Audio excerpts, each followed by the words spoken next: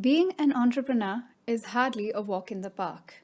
Being a social entrepreneur comes with its own unique wins and challenges. Hi, I'm Ayesha Naseem, co-founder of LiveWire, an online platform that is all about the first-person narrative of the startup ecosystem in the UAE. In May 2018, I was accepted to the Badiri Social Entrepreneurship Programme on a scholarship along with 12 extraordinary women. It led to the start of a campaign for educating about and advocating for social entrepreneurship.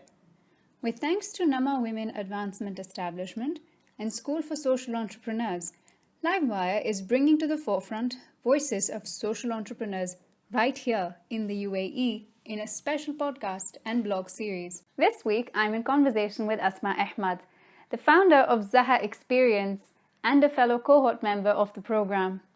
If you like food, it could be the inspiration you need for your own social enterprise. Listen to find out. Hi, Asma. Hi, Aisha. How would you like to describe Zaha Experience? It's like the most difficult question ever because it's something I've learned this year. I used to communicate the bigger picture of Zaha, where we're heading, and it was kind of complicated for people to comprehend given the sophistication of the model that we have. So it took me lots of iterations to come up with this. To me, Zaha is a platform that enables people to meet, bond, not connect, bond in a meaningful way, hoping that they can reshape the way they relate to each other through exploring the intangible heritage of each other's cultures outside their working environment. This is the way I would describe Zaha as of now. Interesting, because depending on how our journey has been with our social enterprise or our enterprise in general, we tend to differentiate and change the meaning and evolve as well. Give a background of what have you been doing before you decided Zaha is the way to go. That's also an interesting question. I would say it's been a journey of exploring my pain in life and the joy or the passion, what actually speaks to my heart. And I would tap into that briefly so people get the sense of why I ended up doing Zaha the way it actually becomes.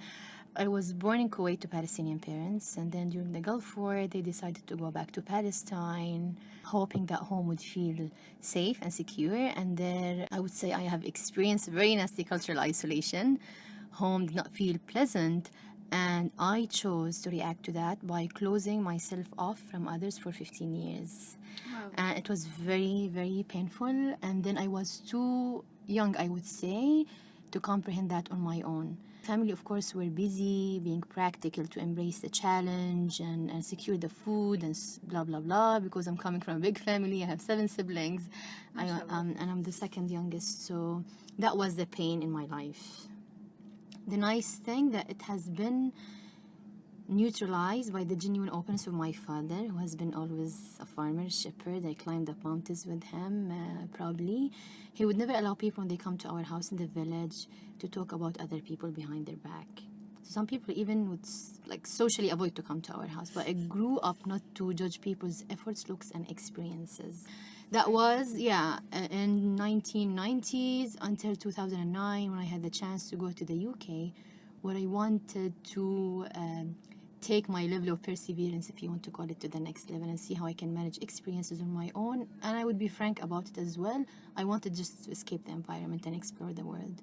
There, of course, it was challenging. I was in a class with 54 other interesting students coming from more interesting cultural and professional backgrounds, so where you would question the worthiness of your story. What do I have to share with them? And there, I experienced, again, cultural isolation. And I was lost for almost, I felt like floating literally for 8 weeks. Yeah, I know it was funny. It's funny now, but then Yes, of course.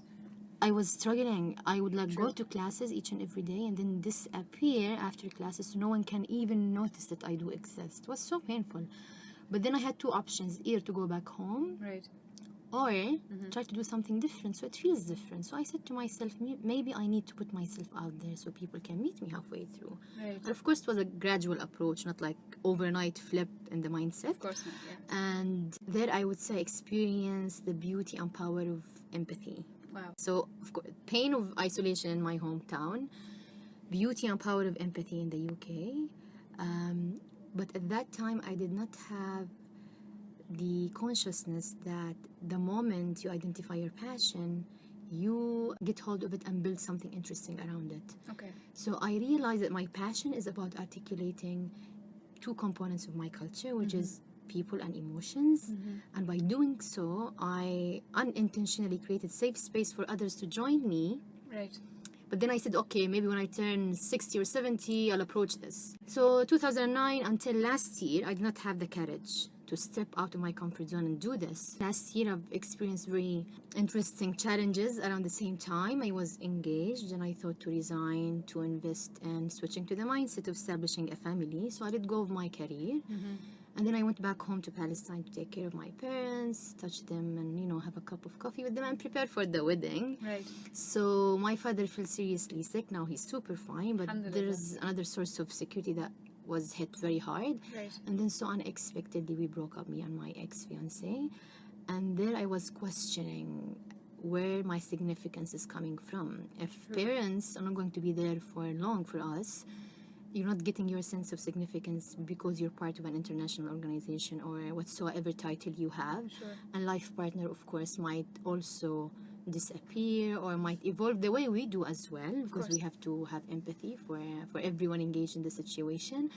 So I said, maybe the sense of security that I've been always searching for since the age of 7, when my family lost everything, might be coming from leveraging my significance in a way that is meaningful to this universe. And there was Zaha actually emerged. Yeah, briefly, hopefully. I did not bore you. No, of course, nothing of this is boring at all. For those of us who don't know Asma, she had an amazing career. It is something that people would assume to be their dream job, and then she's let go of that to pursue something that is bigger and greater and more close to her sense of purpose, her sense of why. How do I know Asma? We met at the induction for the Badiri Social Entrepreneurship Program, and what connected me with Asma's stories was the fact that the enterprise that I was trying to set up was at the heart of both the enterprises was about connecting people, rather having a bond with one another. It was only trying to approach it from a different way. Zaha Experience revolves around food to allow people to discuss their individual experience of their culture. And who doesn't like food? So that right there is an absolute winner. Briefly take us through the experience of Zaha. So far we have designed 3 Zaha experiences. When we started in January, we had clarity on one of the offerings, which is now called Tadawwaq. And we had clarity on the social impact that we want to create, which is acceptance, full acceptance of those who have cultural norms different than ours. It's something I'm still learning myself through Zaha. And empathy, the kind of empathy that we promote for in Zaha, where we encourage people to enter the world of other people and understand where they're coming from. And then the third social value is the cultural intelligence, where people leverage the understanding and knowledge in a mutually beneficial way. The experiences we have designed, one of them is Tadawwaq. Of course, there is some sort of engineering behind each of the experiences. Okay. So each component contributes to one of the 3 social values. The one that Ayesha joined, called Tadawwaq, Tadawwaq in Arabic means to taste something physically and metaphorically to get the sense of something. So what we do, we celebrate the maestro's interpretation of where he or she is coming from. The way we approach cultures in Zaha is that we give people safe space, I'd like to call it, to share their personal experiences with different aspects of their cultures. So at Tadawwaq, we celebrate the maestro's interpretation of his culture through storytelling and food for the soul. Storytelling, where people get together in a casual setting, and the maestro starts by sharing a story. Again, we focus on people and emotions. So we share stories about people or our memories in relation to certain aspects of the cultures. I share the story of my father and his genuine openness, or my mom and her appetite for learning. And we mentioned the names of the people. So you get the chance to connect with the people of the celebrated culture. And for the connection to complete, we give chance for each of the participants, we call them explorers, to share a story about their cultures as well in the same manner. We don't challenge each other. We don't try to validate anyone's story. It's just a safe space for us to come out and share stories. The objective is to create the largest directory of searchable human/cultural stories that would extend the learning even after the experience is finished.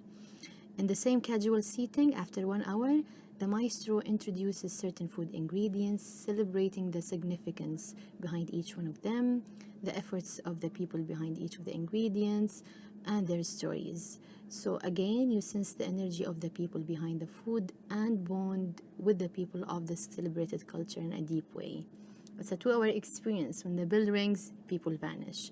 We have conducted 19 of the Tadawak experiences by 8 maestros that we have coached ourselves, reflecting the maestros' interpretation of cultures they're coming from: Tunisia, Morocco, and Colombia, Vietnam, Palestine, Egypt, and Italian with Moroccan twist kind of experience. And the other 2 types of the experiences, we have something called Mazij. Mazij is co-creation, where the maestro introduces a certain ingredient, again, food ingredient, sharing their personal stories behind it, people behind it, and allow the participants, explorers, to relate or extend their capacity to relate to this ingredient by giving them a space to cook this ingredient using seasoning, herbs, spices from their cultures. It's all about empathy. And here again, we give people the chance to express themselves through the recipes, and this would be the outcome of Mazij. The third one, which is very interesting, it's still in the design stage. It's called Yadawi, where we reflect the significance behind traditional art and crafts coming from different cultures. Wow. Maestro would be again sharing the efforts of the people behind it, their emotions, what it means for him or her personally, and how they developed their passion for this craft. And then again, give people coming from different cultures the space to relate to this art and craft. Yeah, simply. This couldn't have been easier. I mean, getting to that point of starting Zaha and then finding the energy and the passion to sustain the process and build it to 3 different types of experiences. How has that evolved over the period of time that Zaha has been? I've been always aiming to do Zaha in a very lean way. I mean, when I started, we had clarity on one offering or one type of the experiences and clarity on the social impact. But since then, I've been always referring to people because I want Zaha to evolve in a way that would better serve their journey. Right. I mean, my journey, my drive was the reason for me to start Zaha. But now I'm detaching myself from the strong drive, so I make sure that it speaks to the community or the audience that we're targeting. So we've been conducting something called empathy interviews as part of a service design exercise, something I'm learning about still, where I go with people who have been to Zaha Experience, whether it be experienced leaders or explorers, to understand their thoughts and feelings the moment they came to know about Zaha. Right. When they decided to come, on driving on the way to the experience, when they arrived during the experience, trying to explore their delightful moments and capitalize on that, and try to enhance whenever there is a confusion. So this has been one of the ways, though it's not easy I'm still working on that area, which is to create a balance between staying open and receptive to the constructive feedback, anchored feedback, and the mean-spirited critiques, because you come across people who would be reflecting also, projecting their fears and limitations. Right. And you've got to have empathy for them as well. Of course. So That's the challenge. It's been extremely challenging. I'm still learning. I'm still building my capacity in this area. I would always say that listening to people that you're addressing or you're serving, whenever you have like a minimum viable product or whatever service you have, always refer to people and get their insights and their feedback. You'll be astonished, like when people come to me and tell me it felt home when we came to Zaha, or we feel less isolated. So don't assume things on behalf of the market, if you want to call it. Always refer to people and listen to them and give them the sense of ownership towards the way the model is evolving. That has been extremely rewarding. I mean, even the name Yadawi came from one of the explorers, Mazij as well. I always refer to people together. It's been challenging, but definitely rewarding. Staying open, receptive, and not to stick to a rigid plan, I would say, is the key. You've measured social impact as you've gone along. Coming up with a structured approach to assess the social impact that you are creating is a work in progress. It's not something that you would do. To be honest, my concern or my priority is to create an impact that I can later on assess. You would definitely come across a tool that would help you to assess and measure this impact, but my focus is to prioritize the segments I'm targeting, being more refined in my approach and the experiences. I'm sure we'll build the approach as we go. Do I have it as of now? No. But did I have clarity on Zaha model when we started in January, the one we've just shared? No. It took us to go through it. Rome was not built in one day. You've seen me in Yes. having my bad days and where I can't even relate to myself. So it's definitely a journey. And when you leverage that journey to get to know yourself more, to understand yourself more, even when you feel down, like why I'm feeling down, not to challenge yourself, but to understand what actually triggers that feeling in me. Right. It's telling me something about me. It becomes kind of fun. It becomes fun when you figure the bits and pieces. Yeah. What made you want to get onto the Badiri Social Entrepreneurship Program? It's been less than a year for me in UAE, and I was so touched to have been accepted for that program. It made me feel embraced, me and Zaha, and it made me feel home. And I always say Zaha is my gift to UAE, and I want Zaha to be scaled globally out of the Emirat. The program sounded very interesting because I didn't know when I started Zaha that Zaha could be, it's called social enterprise. Right. And I definitely wanted to grow my understanding about what makes an enterprise a social enterprise and how it's different than commercial enterprises. Think of ways to measure the impact and so on. Right. So definitely I wanted to explore different aspects, unique aspects of a social enterprise. I wanted to bond with people because part of the program is connecting us with people who have done it. Exactly. The witness People, sessions. people who would remind us that it's okay not to have clarity on certain aspects. Remind us that it's okay to feel down for some days. We're human beings, and it takes time to build something meaningful. It takes time for the model to evolve. It's okay to start even if you don't have like full clarity on all aspects of it. And it's been very rewarding. It was worth the investment for sure. Unfortunately, I couldn't make it to London because of visa issues. But definitely, I've met interesting people like you. Thank you so much. As part of the program, you have also a coach or a mentor who would facilitate your thought process. And it's a learning experience parties, And now I'm working with Sally on how to develop an advisory board for Zaha. So the relationship is not restricted to the duration of the program. You're given a chance to build meaningful relationships with different stakeholders who would help you on figuring out the way in relation to different aspects of managing your social enterprise. I would encourage anyone to, if they have the time to commit to this program, even if clarity on their passion or they have clarity on the social issue that they want to address, to join and gain the knowledge, and I'm sure that it will be rewarding for them to take their idea or concept to the next level. Badiri, shukran. What is your ambition on Zaha?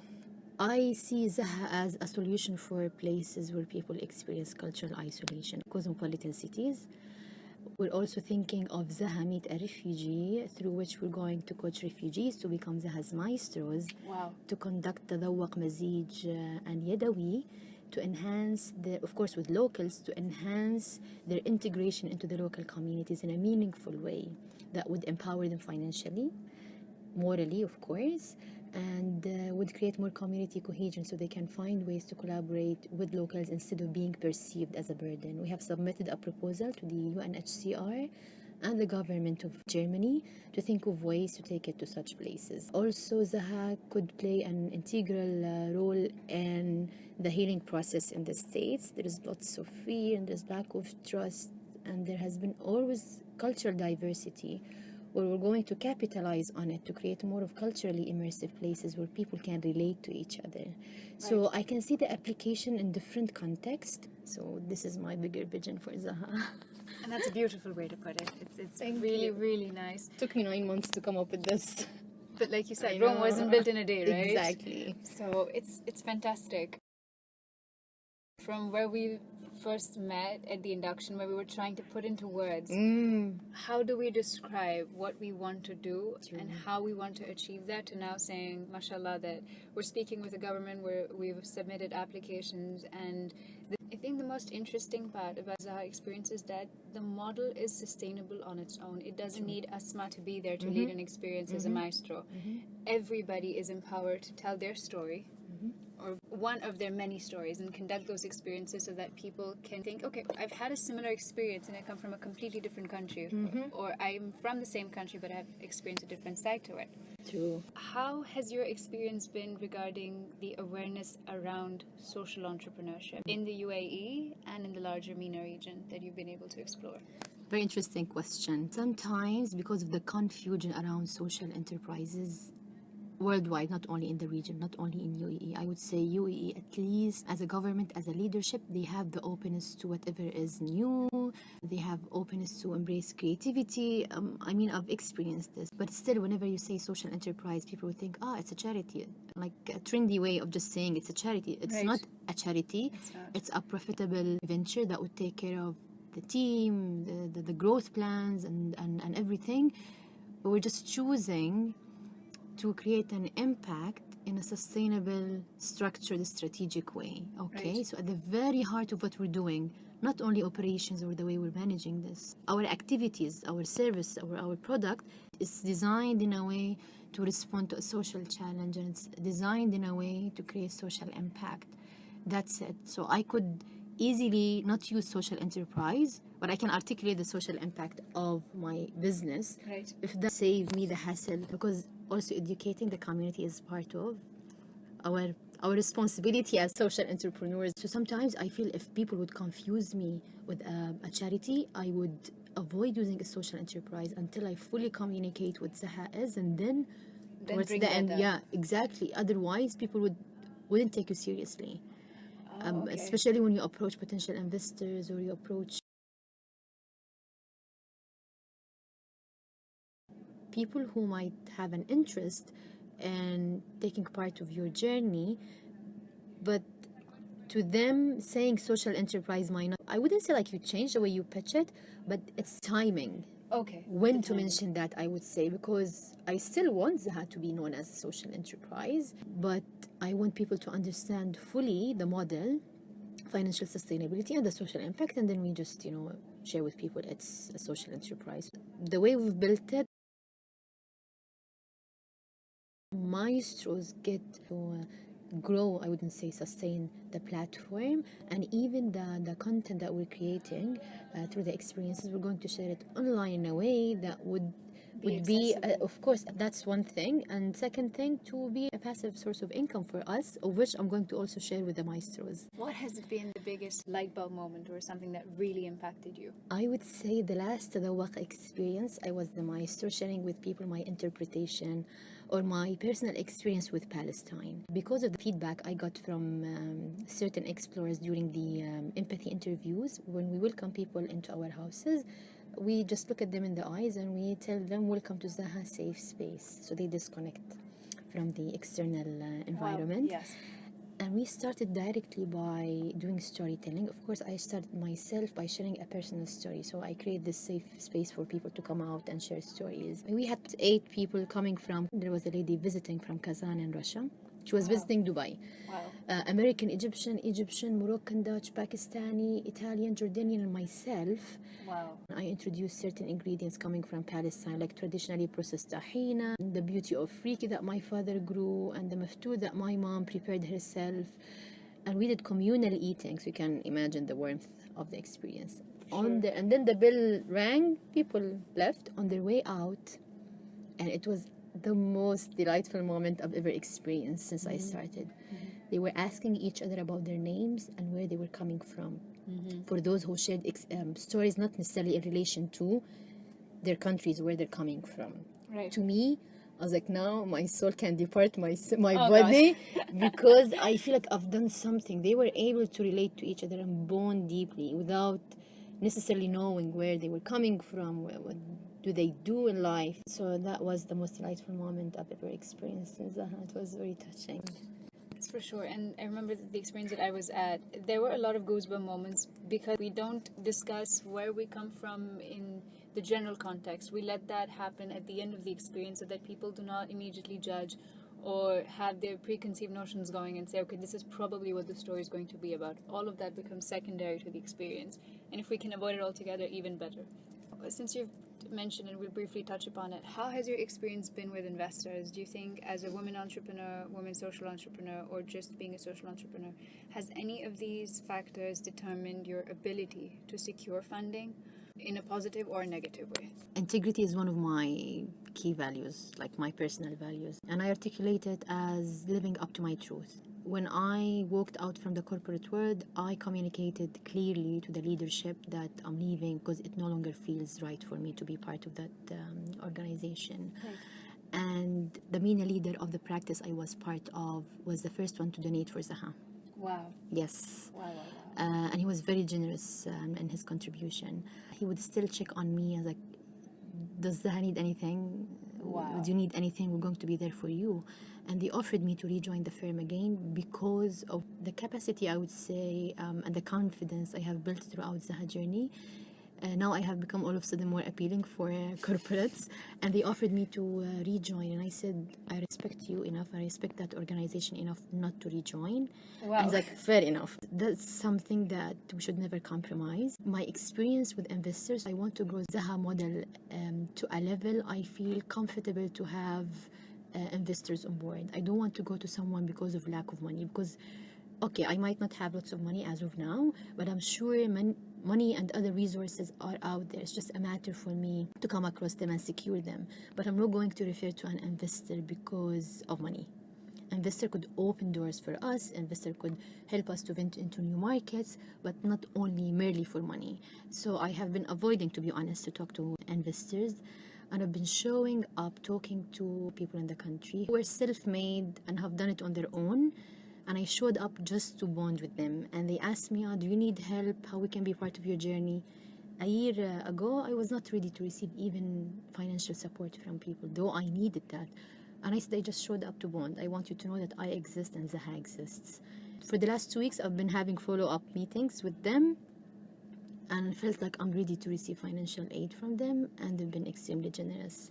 So showing up to bond with people and explore ways also to support their growth journey. It's not only about us. People appreciate this. So timing is a key thing. When to get investors and the objective of having investors. Exactly. Why? So the profile of the investor is something very key to be explored before you even think about approaching them. And it's something I'm learning, by the way. It's not like, I've mastered this area. I'm still learning, and I have very interesting maybe experiences to share later on. But definitely, and going for a lean model will give you the chance, the confidence to grow the model and not to need so much money to grow it. And then when you are ready, when you have proved to people, so I have not been earning, instead I've been very minimalist, and I've been trying to manage my financial resources very wisely. People appreciate this, and people would tell themselves, okay, she's been doing it on her own for 1 year. Exactly. I think, yeah, she has the right level of perseverance. True. To grow it and take it to the next level. Now we can join. Timing, profile of the investors, and the way to approach them, and always invest in building meaningful relationships with them. So it doesn't happen like, hi, how are you? I have this social enterprise, Would you like to and invest? yeah, we're going to change the world, and blah, blah, blah, and would you like to join us? It doesn't work like this. You've got to take some time to build the relationships. True. And then when it's the right time, I'm sure genuine people will get on board. You're not looking at investors because of what they can offer you. It has to be a two-way street. There has to be an exchange. There has to be a bond. And that would mean that there is a long-lasting relationship. So True. People continue to contribute over a period of time. True. Instead of being contract-bound or time-bound. If there is one thing that you would change, or if there's one challenge that you've experienced and you think, you know what, this is something that I can make it easier for any up-and-coming social entrepreneur, either by the definition of how you think social entrepreneurs work, what would that be? Reminding myself it's a journey because of my nature and because of me letting go of everything to pursue this. I wanted to expedite the process, and I wanted things to happen faster, and I wanted to prove to everyone that, it's working, what I'm saying, the big picture, it's falling into place, it's happening. I have reached a point a couple of weeks ago where I felt I'm so burnt out and I needed a break and I needed to disconnect. I went on a hiking trip to Oman. It helped me a lot. And then a friend of mine said something very interesting. She's like, Asma, how are you feeling? Because you're part of this trip. And Yeah, I really needed that. It's fascinating, you know. I managed to completely disconnect. Now I can go back fully recharged. And she's like, yeah, but this is not enough. You've got to build a lifestyle that Exactly. gives you this chance to disconnect each and True. every day. And I was True. like, oh, I've been always exercising. I've been a dancer. I've been horseback rider as well. But for the last year, I completely forgot about my well-being, mentally and physically. And for the last 2 weeks, I've been thinking of a way to incorporate at least an activity that I can do each and every day. And you need your brain, your Exactly. health. You can build and continue with your enterprise. So definitely taking care of yourself, disconnecting every now and then, reminding yourself it's a journey. Being open as well about the confusion. It's okay. Like from day one, I've been telling people, yeah, I haven't yet figured it all out. People appreciate this because they want to be part of a journey. They definitely want someone that would remind them that they can also do it. Right. The sense of community and having that support system. That's very, very, very, very critical as well for you to vent every now and then.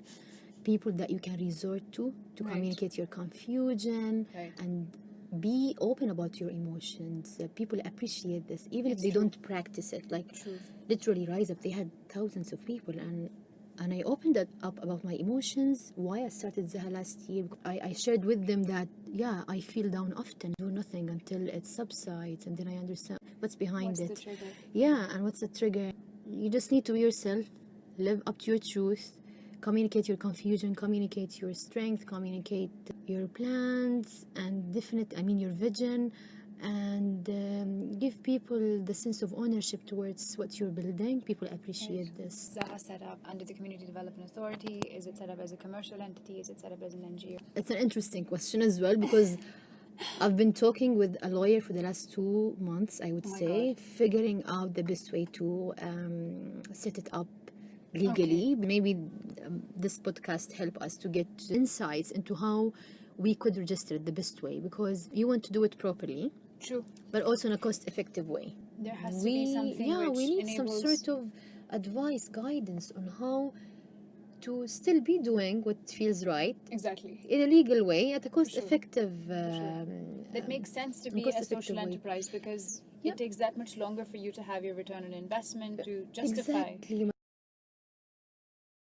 You want an ecosystem that would embrace such sorts of... Fully, we can get the right advice when it comes to this and support, because we still want to do it in UAE and we want to export it to other countries out of UAE. Exactly. So I'm sure the leadership of this country would appreciate the value of what we're doing. Definitely, yeah. They would appreciate as well the fact that despite all challenges, we're still choosing to start it here. And I'm sure we'll figure out a way. We're sitting at the youth hub right now. After my mom's lap and arms, Lace has been very embracing. Yeah, this would be my second favorite spot worldwide. It makes me feel home. They've done a great job here in... It's very engaging, attracts very interesting people. I come across people who are top-notch experts in different areas, and they're very genuine, offer to help and collaborate. Here's the thing with Asma, what I've experienced so far. Her vibes, they are so effective and impactful on days when she is just completely buzzing with energy. Even if you're feeling really low, it just hits you and suddenly it's the rush of caffeine to your system, or in my case, hot chocolate. And when she speaks so calmly, everything else, all your worries in the world seem to melt away. And mashallah, that's a really, really good quality. And we've been speaking for well over 45 minutes now. And it has been so therapeutic. It feels nice to know that there are other people who are trying to achieve something similar in terms of their social impact, in terms of their purpose, in terms of their why to do it. And I think for that, I have to give credit not only to the ecosystem or the incubators or accelerators or youth hubs specifically, and to Badiri, because in one room, we were 13 women, all of us in the same boat of we're social entrepreneurs. This is what we've chosen to do. We're going to go out and be proud of and tell people about it.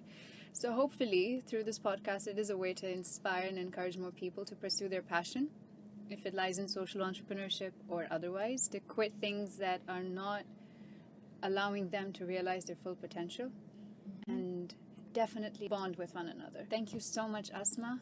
We've been a part of a journey, and I think, inshallah, that it will continue beyond our graduation in early 2019. Thank you so much for speaking with us. Thank you, Aisha. It means a lot for me to have been given the chance to participate. And you're one of the few people, I would say, very intellectual, very mature, way beyond your age. You should take some time to acknowledge the value of what you've been doing, or at least trying to do, or you're aspiring to achieve. Thank you. And at least you're trying. And I would encourage you people to make sure to follow her on social media and to make sure that you listen to her podcast, because they've been very inspiring.